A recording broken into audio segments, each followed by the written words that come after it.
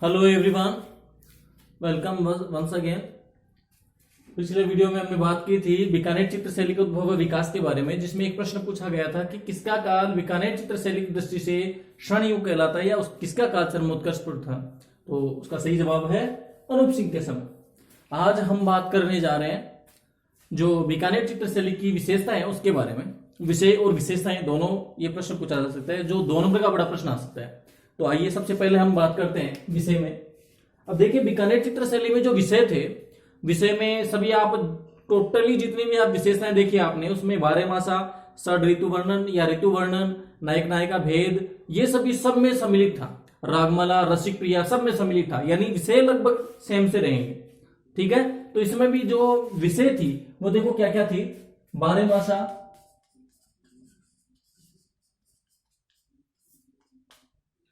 रसिक प्रिया, नायक नायिका भेद,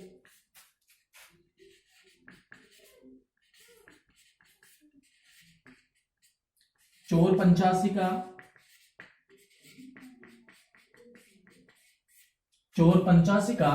इसके अलावा वो जो विभिन्न जो स्त्रियां थी उनके श्रृंगार करते हुए जो चित्रण था वो भी इसमें हुआ।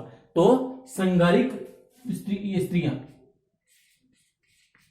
श्रृंगाररत स्त्रियां।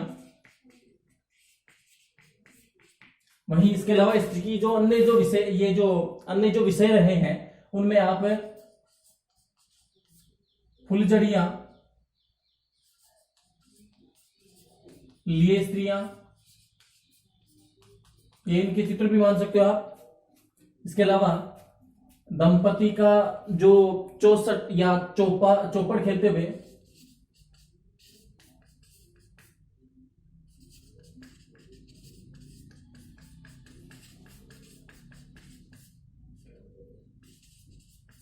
इत्यादि जो विशेषताएं थी वो बीकानेर चित्रशैली की विषय के रूप में मानी जा सकती है। इसके अलावा आप और देखें, क्योंकि इसमें भी जो कृष्ण विषय के जो चित्र थे वो अधिक बने, तो हम कह सकते हैं कि कृष्ण लीला से संबंधित चित्र, किससे संबंधित है?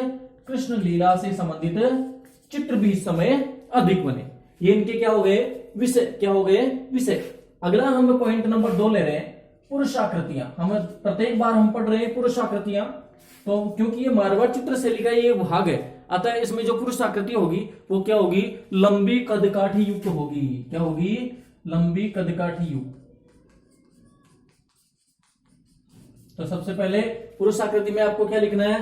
सबसे पहले लंबी कदकाठी, चेहरा कैसा है? भूरा, भूरा चेहरा। और आपने मारवाड़ चित्रशैली में देखा था उनकी आंखें कैसी थी? विशाल, विशाल आंखें।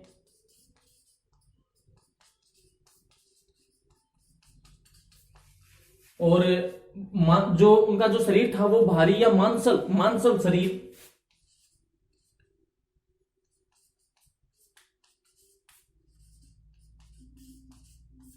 से युक्त इनका जो चित्रण है वो हुआ है। इसके अलावा मारवाड़ चित्रशैली में, या आप मान लो बीकानेर क्योंकि उसी का भाग है, तो बीकानेर चित्रशैली के जो पुरुष हैं उनकी घनी मूंछों युक्त उनका जो अंकन है वो हुआ है। ठीक है, तो मूंछों युक्त कैसा हुआ है? मूंछों युक्त जो अंकन है वो अधिक हुआ है। यह आपकी हो गई पुरुष आकृति। अगली आ रही है महिला आकृति, महिला या स्त्री आकृति।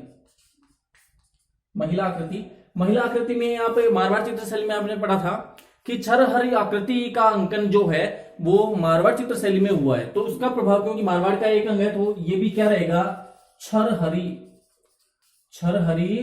आकृति का अंकन इसमें हुआ है। किस आकृति का हुआ है? छरहरी आकृति का इसमें अंकन हुआ है। इसके अलावा खंजनाकृत आंखें आपने पढ़ी थी, उसमें खंजन एक पक्षी भी है और जो जिसके समान इनकी आंखें बनाई हुई, तो खंजन की आकृति के समान आंखें, मैं लिखूंगा खंजनाकृत,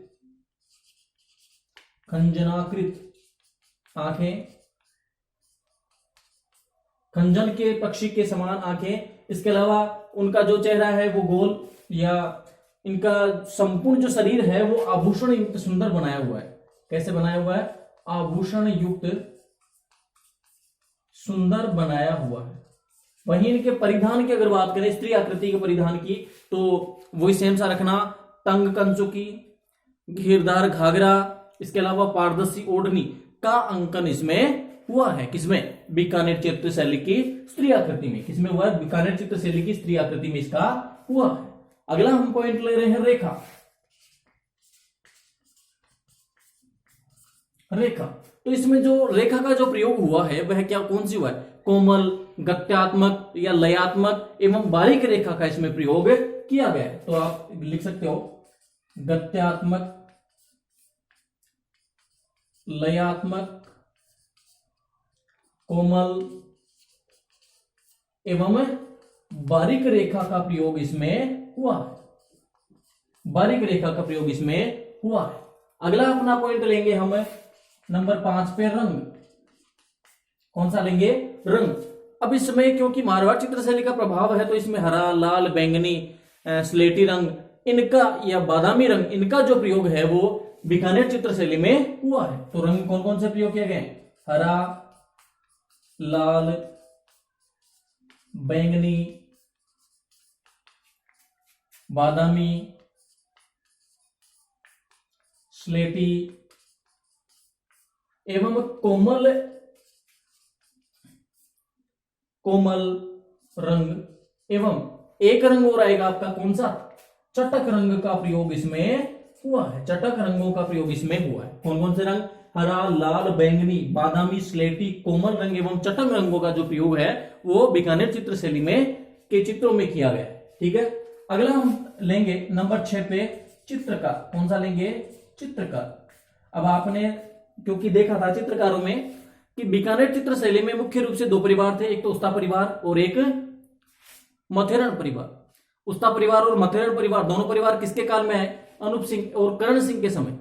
क्या कहा है? बीकानेर है, क्योंकि उस समय किसका काल चल रहा था? औरंगजेब का। ठीक है, तो उस समय ये बीकानेर है। और जो उस्ता परिवार है जिसमें रुकनुद्दीन का बेटा साहेबदीन के बाद में कायम, ये तीनों जिन्होंने पूर्ण रूप से किसको समर्पित कर दिए अपने जीवन? बीकानेर चित्रशैली को। वहीं पर मथेरण परिवार में जो भाटी परिवार है वो सभी इस चित्रशैली के मुख्य अंग बन गए। तो प्रमुख चित्रकारों में देखिए, सबसे पहले तो दोनों परिवारों का नाम याद रखना। एक तो उस्ता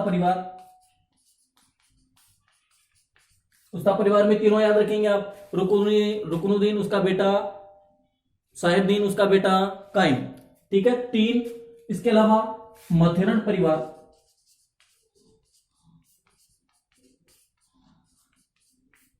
इसके अलावा जो चित्रकार है वो कौन कौन से? देखो, जय किशन, राम किशन। ठीक है, राम किशन,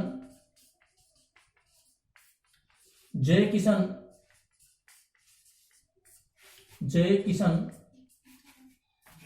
इसके अलावा उस्ता परिवार के तीनों लोग आप लिख दोगे। ठीक है, मथेरण परिवार के सभी लोगों जिसमें प्रताप ये इत्यादि ये सभी हैं वो किसमें? बीकानेर चित्रशैली के प्रमुख चित्रकारों के रूप में गिने जा सकते हैं, जिनमें से आप मथेरण परिवार में लिख सकते हो आप मुन्नालाल इत्यादि। ये जो है वो बीकानेर चित्रशैली के क्या है? प्रमुख परिवार। 2 तो परिवार, मथेरण परिवार और उस्ता परिवार, और ये प्रमुख इनके चित्रकार। ठीक है, अगले हम बात करें तो अपन ले सकते हैं इसमें भवन चित्रण। हालांकि इसमें ज्यादा इसका जिक्र नहीं है, लेकिन फिर भी अपने को क्योंकि पॉइंट वार इसको लिखना है, तो भवन चित्रण में आप क्या कर सकते हो कि इसकी जो पृष्ठभूमि में, किसकी पृष्ठभूमि में? बीकानेर चित्रशैली की पृष्ठभूमि में कहीं कहीं कुछ गुंबदों का जो अंकन है वो हुआ है। ठीक है, इसके अलावा जो अपना मरुस्थली जो प्रभाव है उसका भी कहीं कहीं पर टीलों का भी जो अंकन है वो हुआ है, जो पृष्ठभूमि में पढ़ लेंगे। तो इसमें गुंबद का चित्रण हुआ है। किसका चित्रण हुआ है? गुंबदों का चित्रण हुआ है, गुंबदों का चित्रण। ठीक है, इसमें किसमें? भवन चित्रण में हुआ। ठीक है, अगली बात हम लेते हैं प्रकृति चित्रण। कौन सा लेते हैं? प्रकृति चित्रण। प्रकृति चित्रण में क्या क्या आती है? देखो, सभी जैसे प्रकृति का अंकन किया हो पृष्ठभूमि में, कैसे? पेड़ पौधे हो सकते हैं या वनस्पति हो सकती है या कोई पशु पक्षियों का अंकन हो सकता है। इसके अलावा बादल दर्शाए जाए, या फिर इसमें क्योंकि बीकानेर चित्रशैली में वर्षा काल में जो आकाशीय जो बिजली है उसका भी इसमें अंकन हुआ है, जो प्रकृति की ओर इशारा कर रही है। वहीं पशु पक्षियों में सारस इत्यादि का अंकन भी इसमें किया गया है। ठीक है, तो इसमें आप प्रकृति चित्रण में क्या कर सकते हो? बादल। ठीक है, बादल। ठीक है, इसके अलावा वर्षा काल में, किस काल में? वर्षा काल में आकाशीय बिजली का अंकन। आकाशीय बिजली का अंकन।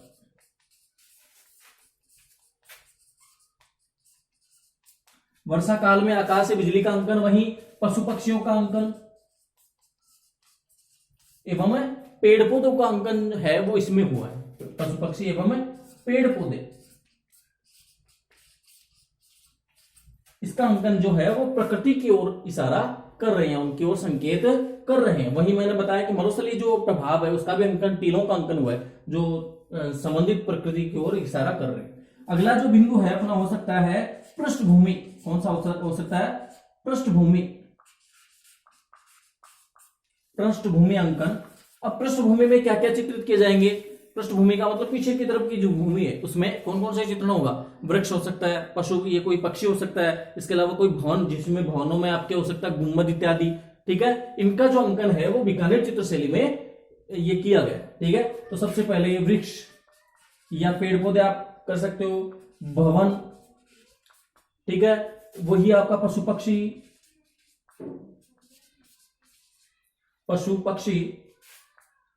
इनका जो अंकन है वो बीकानेर चित्रशैली में किया गया। किसमें किया गया? बीकानेर चित्रशैली में किया गया।